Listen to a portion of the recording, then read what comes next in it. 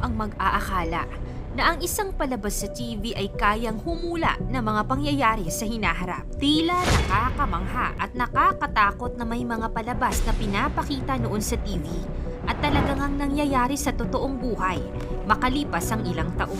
Kilalanin ng isang sikat na TV show na isang longest-running American animated series na kaya di umanong manghula sa hinaharap. Ito ang The Simpsons. Nagsimula pa noong December 17, 1989 at sa ngayon, meron na itong 35 seasons at mahigit 755 na episodes. Alam mo ba na marami na itong pinakitang mga predictions? Sa papalapit na taong 2024, may mga bagong predictions na naman ang The Simpsons. Ano-ano ang mga hulang ito at paano babaguhin ng mga hulang ito ang mundo? 10 sa nakamamanghang hula ng The Simpsons ngayong 2024. Yan ang ating aalamin.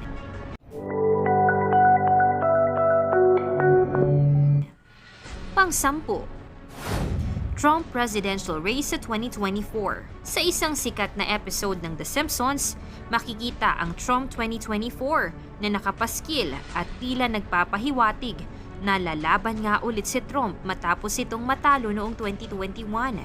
Bagamat kumpirmado naman ni Trump noong 2022 na lalaban siya ulit sa 2024, pero ang nakamamangha, ito ay napredict ng The Simpsons noong 2015 pa.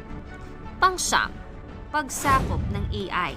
Sa isang episode sa season 23, particularly sa episode 14, pinakita kung paano nawala ng trabaho si Homer dahil sa mga robot. Ang episode na ito ay pinalabas noong 2012. Hindi pa man 2024, alam na natin kung paano mas umusbong at sumikat ang teknolohiya, partikular na ang AI. Ngayon pa lamang, meron ng mga robot na ginagamit bilang waiter sa Japan, maging ang Jollibee sa Pilipinas. Ngunit sa darating na 2024, totoo nga bang mas uusbong pa at tuluyan ng mapapalitan ng mga robot ang trabaho ng mga tao? Pang-8, Mars Takeover. Noong season 27, sa episode 16 na pinamagatang The Martian Chronicles, pinakitang isang senaryo kung saan naghahanap ng mga volunteer na gustong mag-migrate sa Mars. Ito ay isinagawa ng Exploration Incorporated. Matatandaan na si Elon Musk ay may parehong plano gamit ang kanyang kumpanyang SpaceX. Sa 2024 na nga ba matutupad ang planong ito? Ano kaya ang magiging buhay ng mga unang tao sa Mars? Pang-7, virtual reality food. Isa sa prediksyon ay ang pagkakaroon ng digital food o ang paggamit ng virtual reality para malasahan ang mga pagkain. Sa episode na ito, makikita si Marge at Homer na kumakain gamit ang VR goggles. Tila kalokohan at imposible. Ngunit alam mo ba na malapit na itong maging posibilidad? Ang kumpanyang Aero Banquets or MX ay gumagawa ng ganitong imbensyon kung saan ang culinary fine dining ay ma-experience gamit ang virtual reality. Pang-6, female president sa USA. Isang episode kung saan pinakita si Lisa bilang kauna-unahang babaeng presidente ng USA. Sa kasaysayan ng USA, wala pa ring babaeng naging presidente. Sinasabi naman ng iba na natupad ng prediksyon nito nung nanalo si Kamala Harris bilang kauna-unahang black vice president ng USA. Sa paparating na eleksyon, matutupad kaya ang hulang ito? Pang-5, hologram technology. Marami nang nahulaan ang The Simpsons tungkol sa pag-usbong ng mga makabagong teknolohiya. Sa katotohanan, nahulaan ng The Simpsons noong 1995 ang video call technology na ipinakita sa isang episode kung saan kausap ni Lisa si Marge sa telepono gamit ang video call. Nagkatotoo naman ang teknolohiyang ito matapos ang ilang dekada noong 2010 nang pinakilala ng Apple ang FaceTime. Sa makabagong hula, may episode kung saan hologram na ang ginagamit sa pagtawag. Sa 2024, ito na nga ba ang simula ng pag-usbong ng hologram technology sa telepono? Pang-4, nuclear war ng China at USA. Pinakita sa isang episode na ibinabalita ang pagdeklara ng isang nuclear war sa USA at China. Makikita sa episode ang isang news reporter na ibinabalita ang mangyayaring gyera sa pagitan ng dalawang bansa at ang paghahanda ng Simpson family sa paparating na nuclear attack. Matagal nang may tensyon ang USA at China. Ngunit kung magkakaroon man ng malalang di pagkakaugnayan sa 2024, ito na kaya ang simula ng World War III. Pangatlo, ang bagong COVID pandemic. Kumalat noong pandemic ang isang litrato ng Simpson kung saan sa isang episode noong 1993, makikita ang pagkalat ng isang virus na tila humula sa naganap na global pandemic.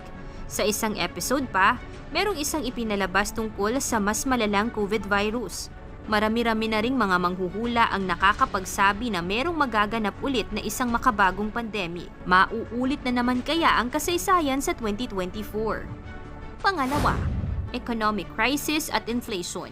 Sa patuloy na pagtaas ng presyo ng mga bilihin at bagsak ng ekonomiya, alam mo ba na isa rin ito sa naging episode ng The Simpsons? Pinakita dito kung saan naghirap ang USA dahil sa inflation, maaaring malayo sa katotohanan.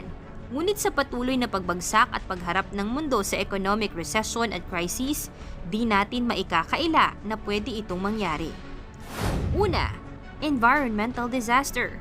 Sa isang episode, pinakita kung paano kinulong sa isang dome or bubble ang syudad ng Simpsons para maprotektahan ang komunidad sa mapulusong mundo. Sa patuloy na paglala ng global warming, marami ng mga di kanais-nais at katakot-takot na mga nagaganap sa buong mundo. Kung patuloy na di magbabago ang magpapatakbo sa mundo at patuloy na pagkasira nito, hindi malayong mangyari nga ang ganitong sitwasyon sa 2024. Nakakamangha ang dami ng mga pinatotohanan ng isang animated series na The Simpsons. Sa dami ng mga senaryo na naging totoo sa hinaharap, mahirap paniwalaan na ito ay may mga nagkataon lamang. Ang mga hula ng The Simpsons para sa taong 2024 ay naglalaman ng mga misteryosong pahiwatig tungkol sa hinaharap. Bagamat ang mga pangyayari ay animated series at hindi malinaw, maaaring magbigay ito ng babala at pagiging handa. Kaya sa taong 2024, alamin natin at abangan kung ang The Simpsons nga ba ay may kakayahan talagang manghula. O ito ay isang simpleng programa lamang na kumikiliti sa ating mga isipan.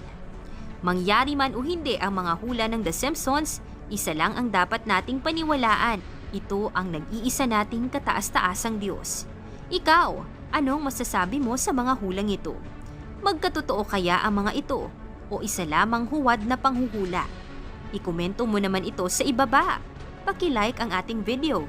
I-share mo na rin sa iba. Salamat at God bless.